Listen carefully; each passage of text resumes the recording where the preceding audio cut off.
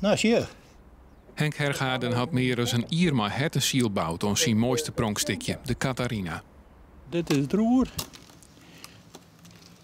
En dan een stukje buère.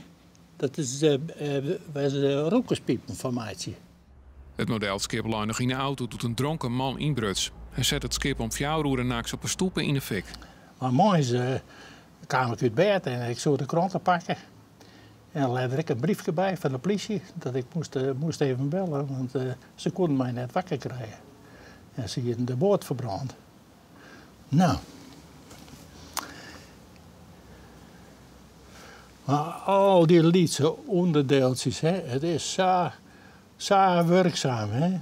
Zo te worden niet. Een soort oeren, maar ik een soort leefde, denk ik. Ja, er zit heel veel in, ja.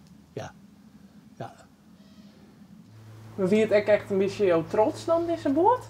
Ja, ik kon geweldig mij pronken. Ja, dat vind ik prachtig, hè? Ja, bij dingen die ik mij zie, maar ik graag chilletten. Het roer dat kon ik bewegen en dan liet ik hem varen in een bepaalde hoek. En dan gooide ik het roer om en dan ging er oerstag. En dan kon ik hem helemaal naar me toe laverien. Ja, prachtig weer dat. En dat weer net vader daar een echt schip, hè? Hergaarden is nog alle dagen dwanden met het bewerkje van hout. Had een vieze noos.